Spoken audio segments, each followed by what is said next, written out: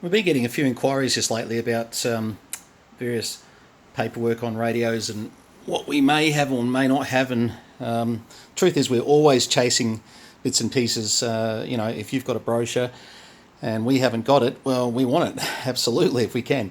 That being said, it's pretty hard for you to know that. So we're going to do a quick flick through ICOM today. ICOM, we start with the catalogues. So basically, ICOM every year put out a catalogue, and they did accessory catalogues. And these are going back into the 70s and 80s, and basically, quite informative.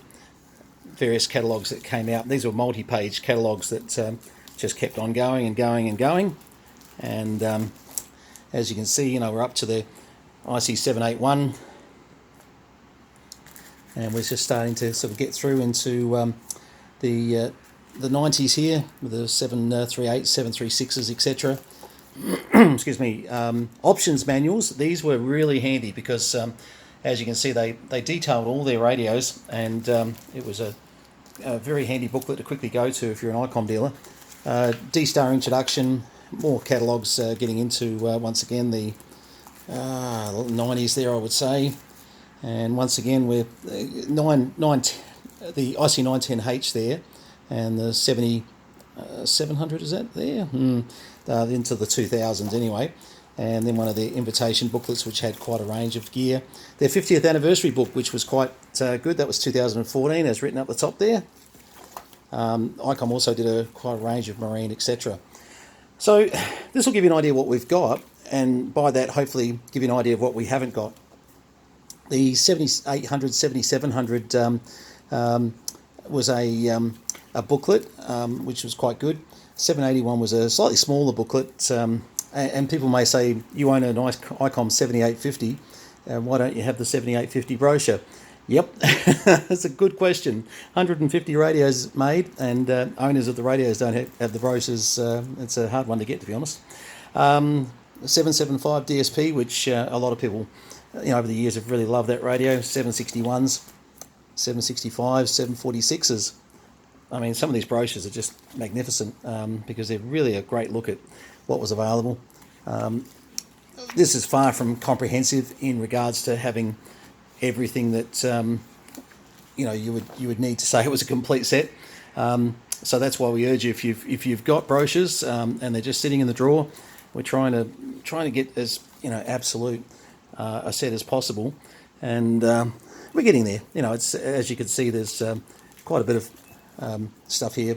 That was an interesting transition from the IC7000 over back down to the IC706. Then another brochure they put out for the 706 here, and then they went to the 706 Mark II, and hopefully, good. I had to hold my breath then. 706 Mark II-G, which of course was around for a lot of years. But a lot of these models, you've probably had one at some stage, and one of them at least, and some of them are really ones that have been around for a long time too. I mean, the IC730, that's getting on a bit. 735, I don't know many people that haven't had one of those in their lifetime. It just keeps going. Some of these oldies, 720s and 720As, are good.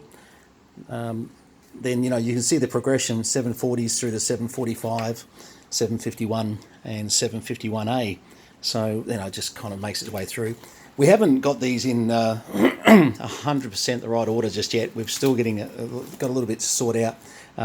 Sometimes the numbers on these radios can be deceiving. They don't actually always work in well with the absolute chronological order. So you've got to make a decision at some stage, and we've sort of doubled up on a couple here just to sort of do that, so we could have them make some sort of order. But as I said, still a little way to go. These are always good, the 271, 471s, etc. 1271, was lovely.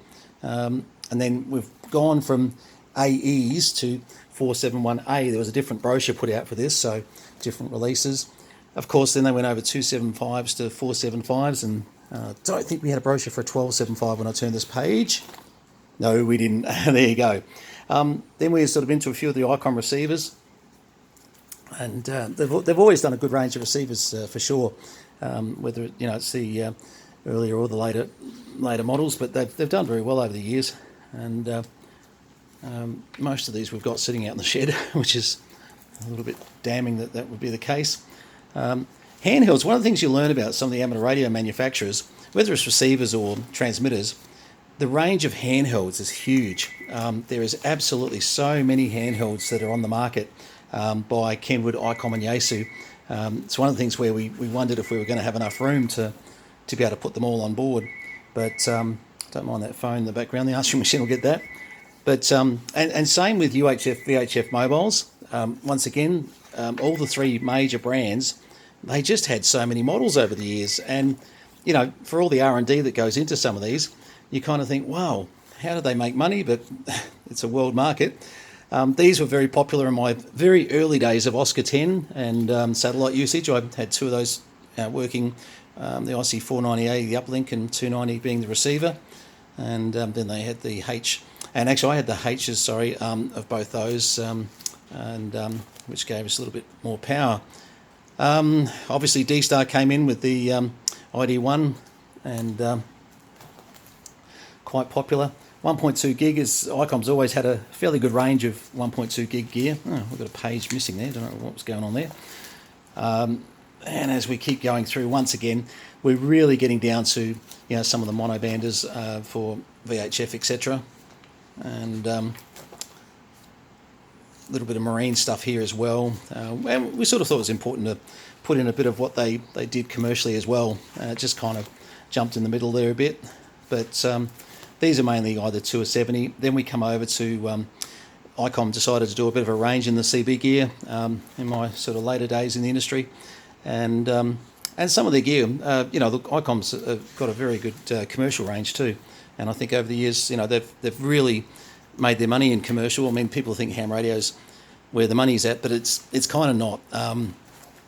Selling, you know, fleets 500, 600 radios at a time is always going to have a bit of a better feel to it if you're out there commercially. But once again, you look at all these handhelds and just go, this just carries on for quite a while, and it's quite interesting to just see just how many handhelds ICOM put out, let alone the other brands. I mean, there was just so many, and I've got to be honest, I haven't had all of these. A lot of them I've had, but there was a few that surprised me when I was going through some of these brochures that I thought, wow, didn't see that one. Even, you know, we were ICOM dealers at Jensen Electronics in Adelaide, where my career certainly started. And you know, probably the most popular radio that we ever saw in ICOM, here it is, the ICOM ICU16. Why? Because it programmed both UHF, CB and police all in the one radio.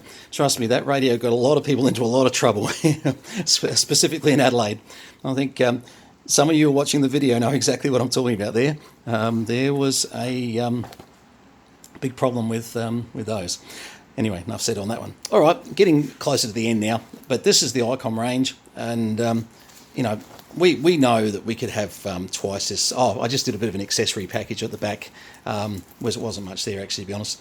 The PW1, the IC2KL, the IC4KL, and what else do we have?